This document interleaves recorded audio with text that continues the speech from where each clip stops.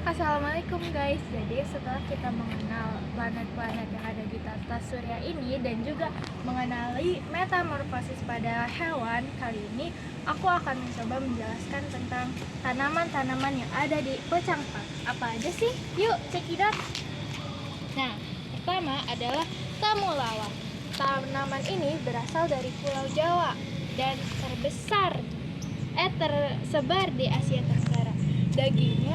Daging rimpangnya berwarna jingga tua atau kecoklatan, beraroma tajam yang menyengat dan rasanya pahit. Tanaman ini dapat tumbuh dengan baik pada daratan rendah dan cocok berhabitat di hutan tropis. Temulawak berkembang biak melalui proses vegetatif, yaitu dengan rizoma akar tinggal atau akar satu. Ada manfaatnya nih temulawak, yaitu salah satunya meningkatkan fungsi pencernaan sebagai antioksidan, mengatasi mual dan lain-lain. Setelah itu lanjut ke tanaman Adam dan Hawa. Oh my god, kenapa sih dinamain tanam Adam dan Hawa? Saya juga nggak tahu.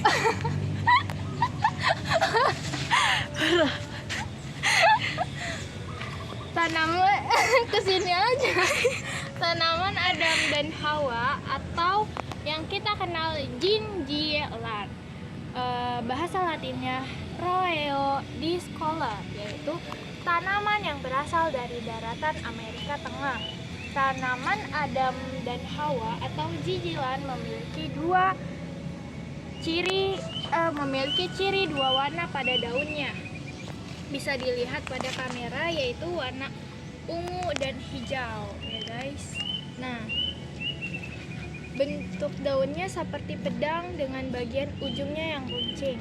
Kandungan senyawa kimia yang dimiliki tanaman ini berupa saponin dan tanin. Manfaat daun Adam dan Hawa atau jijilan antara lain adalah anti radang, mencegah kesehatan paru-paru, mengencerkan dahak, anti diare, dan lain sebagainya.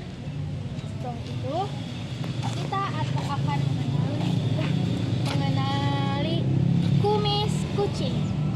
Kenapa disebut kumis kucing? Karena daunnya atau bunganya itu mirip dengan kumis kucing. Hewan menggemaskan tapi menyebalkan.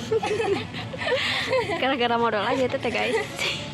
Kumis kucing merupakan tanaman obat berupa tumbuhan berbatang basah yang tegak.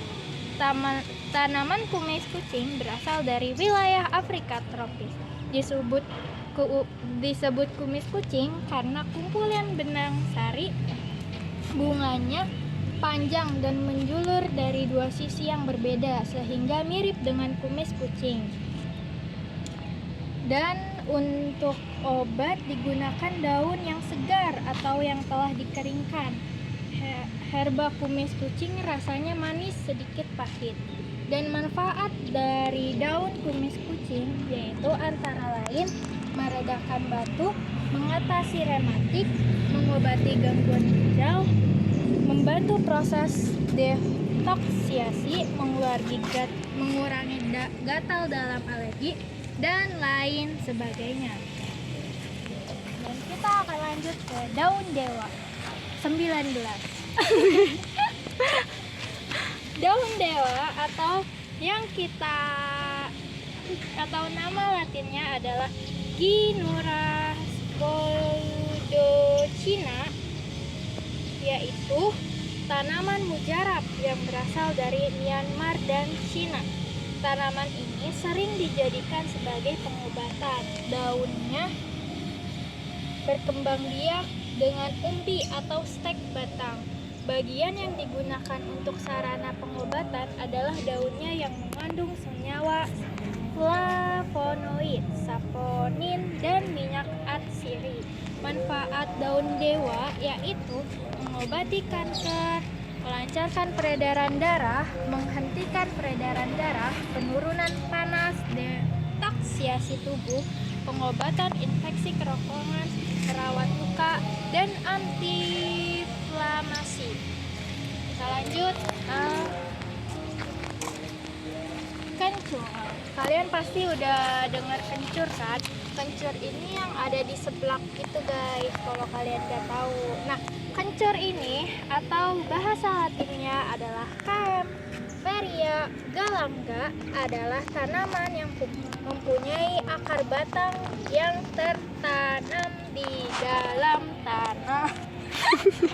Capek deh. Gue suka belibet, maaf guys. Biasa dipakai untuk bahan rempah-rempah dan ramuan obat atau jamu.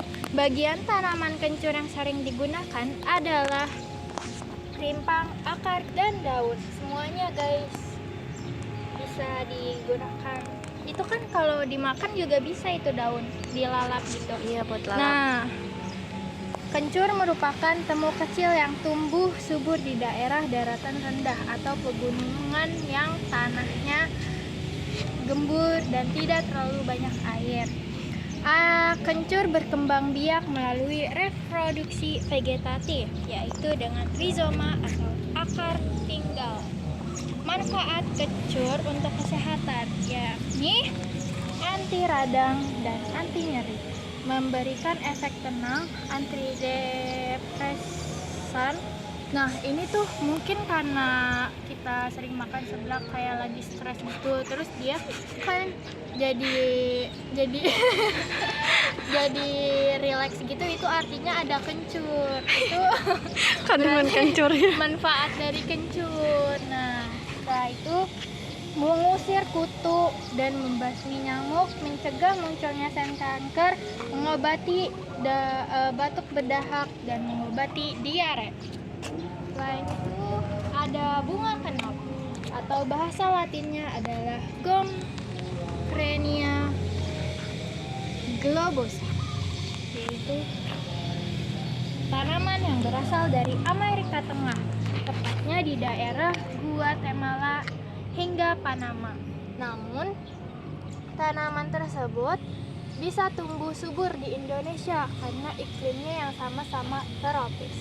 Bunganya tumbuh secara tunggal.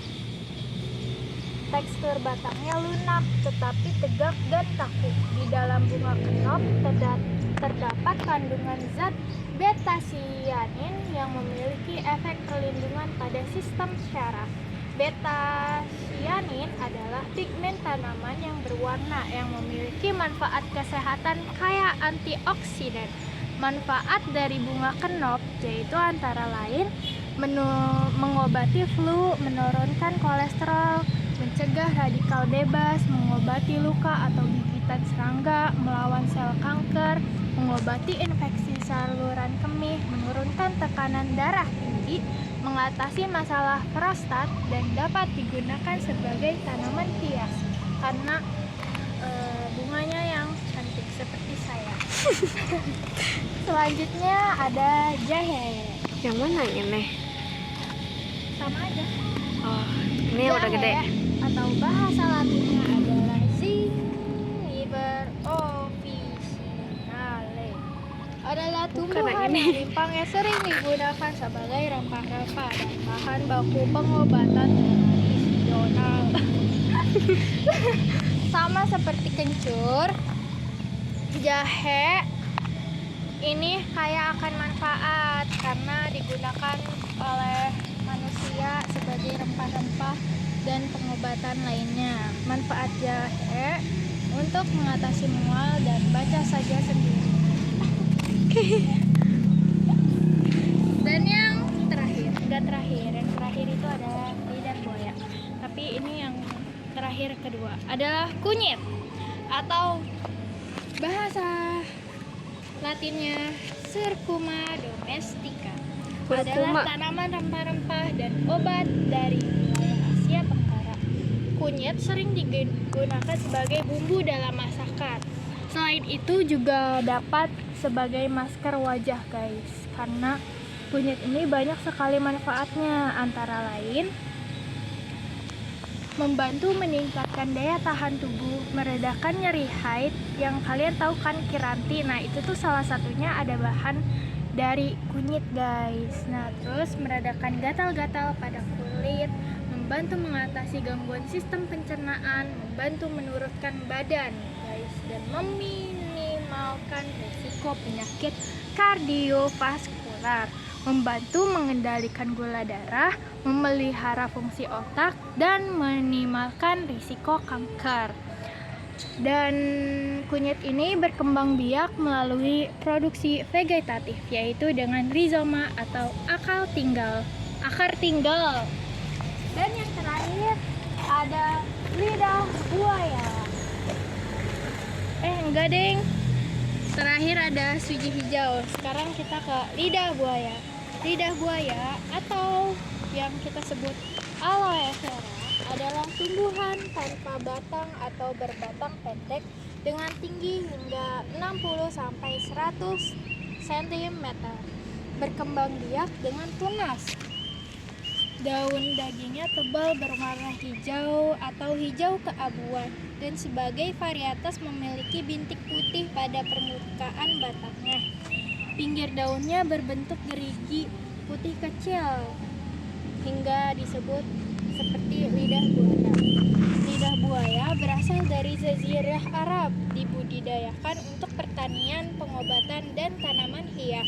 Nah, karena di Jazirah Arab itu kayak gersang gitu, jadi aloe vera nggak terlalu bisa terkena banyak-banyak air. Jika terkena banyak-banyak air, maka aloe vera akan layu seperti contohnya seperti itu. Nah, itu karena di sini hujan terus, jadi dia layu. Nah, lidah buaya berfungsi untuk menyimpan air, cocok untuk di daerah bercurah hujan rendah. Nah, manfaat dari lidah buaya untuk kesehatan yakni banyak sekali, dan selain untuk kesehatan itu juga bermanfaat untuk kecantikan guys, di masker-masker atau di mana ya? Ya, pokoknya itu. Buat numbuhin rambut juga Iya, bisa guys. itu bisa untuk kecantikan. Iya. Nah, manfaat untuk kesehatannya seperti berikut. Baca sendiri. Nah, yang terakhir ada suji hijau. Kalian pasti pernah tahu atau pernah dengar suji hijau itu biasanya buat pewarna makanan alami guys. Kali. Iya, alami. Ya kan? Iya. Nah, tumbuhan perdu yang daunnya dapat dimanfaatkan sebagai pewarna hijau alami, tuh kan, untuk makanan. Daun suji memberi warna hijau yang lebih pekat daripada daun pandan yang wangi, yang juga merupakan sumber warna hijau. Karena ini hijau, berarti dia memiliki banyak kandungan klorofil guys. Dia mengandung banyaknya zat hijau daun. Tetapi warna hijau ini tidak memiliki aroma guys, gak kayak daun pandan.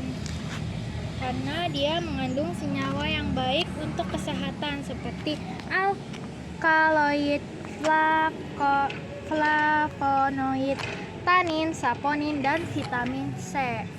Aduh, manfaat daun suji hijau bisa dibaca sendiri.